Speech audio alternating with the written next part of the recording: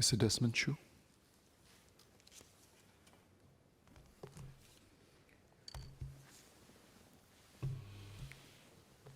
Mr. Speaker, the budget that we're debating about today is about the future of Singapore, and to a large extent, our ongoing economic transformation and the value that each and every worker brings to this ecosystem.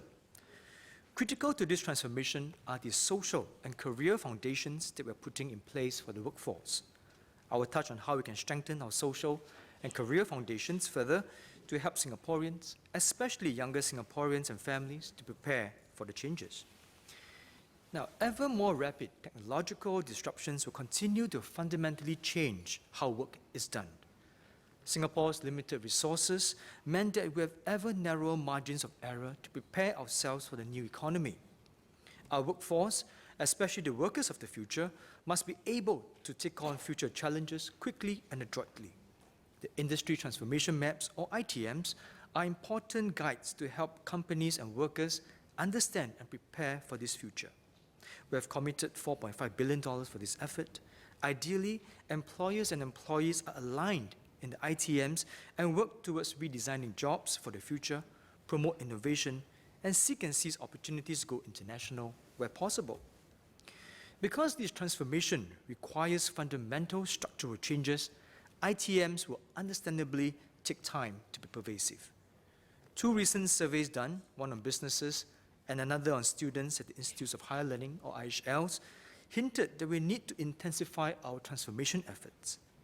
In a survey done by the Singapore Business Federation, companies said that ITMs are a good initiative, but about half of these companies are not so clear on what the transformation processes entail. 1 in 4 companies are slow to transform their businesses, and some have not digitized any part of their businesses at all. Now, clearly, these businesses lack transformation capacity. For example, many training programs require time away from work, but in a tight labor market, workers are prioritized for operational purposes. The schemes announced in the budget, such as the Productivity Solutions Grant, will go in some way to aid companies to innovate and build deeper capabilities. However, there's still a missing link of a last-mile connection of turning transformation plans into transformative actions.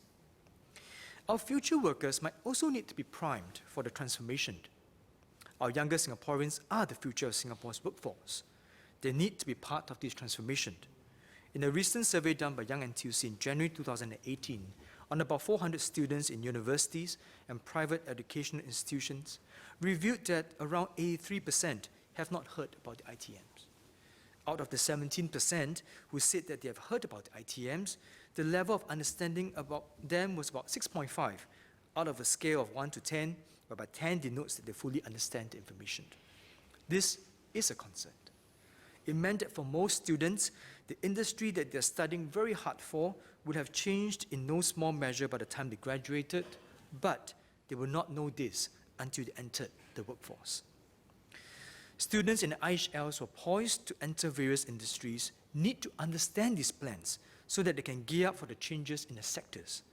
While the rollout of ITMs is not yet complete, the communication of the ITMs need to be stepped up so that businesses, workers, and students are plugged into the plans and development within the sectors.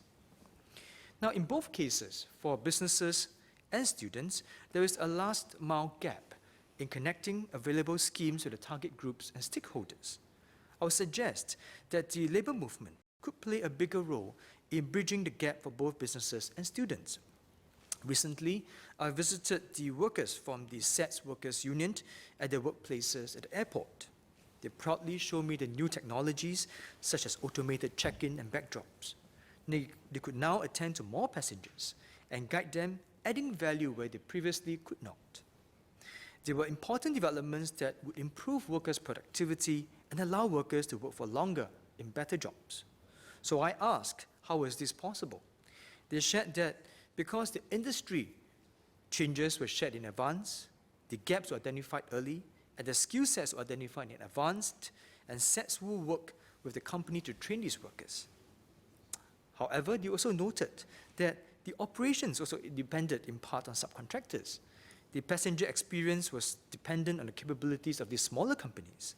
These smaller companies might lack the resources to train their workers and undertake productivity initiatives.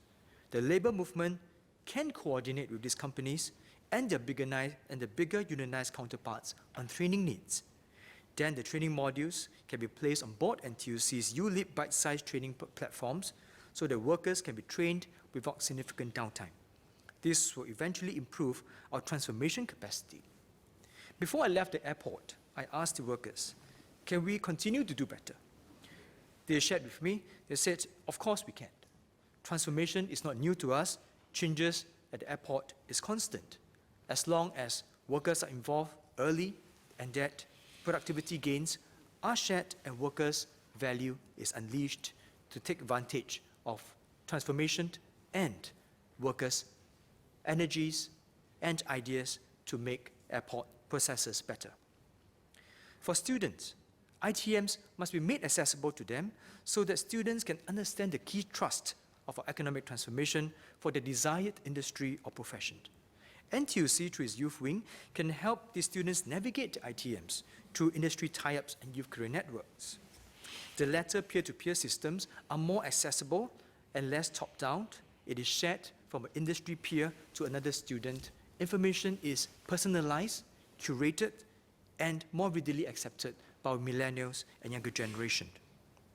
Now, furthermore, to increase youth involvement in SMEs, we also call for this for government to try to help SMEs by providing seed funding to create internship opportunities, and these opportunities can be managed by intermediaries such as NTUC or the trade associations. This would then also give SMEs greater access to young talent. Now, the changes brought about by the economic transformation will require workers to be nimble and ready to take on new challenges. Thus, our social system must also be enhanced. More social support should be given to our workers to balance their work and home responsibilities better. Now, young parents, for example, will require more support in the new economy as they can be considered as double sandwiched, middle income, and also having to take care of young children and older parents. As our Singaporeans are marrying later, families are getting smaller, and people have longer life expectancy, the responsibility of taking care of both young children and older parents can converge at such a point in a young couple's life and for a prolonged period. Such families will have to cope with the stresses and rising costs of looking after children and meet the needs of healthcare and other forms of care for the aged parents. Therefore, we need to review how our subsidies and support for childcare and student care are structured, especially for parents with more than one young child and also elderly parents to take care of. Now, as this responsibility must be juggled and balanced with their careers, could the government also consider making elder care or family care leave mandatory in Singapore? This could provide some relief to Singaporeans who must take care of family members who are not covered by childcare leave or parental leave. I'm confident that as long as the tripartite partners work together, we can tackle the challenges and successfully transform our economy. We plug the gaps, we gear up our workers and students for these challenges, and we provide greater support for them and their families. Together, we can create a better future for Singaporeans. Mr. Speaker, I support the budget.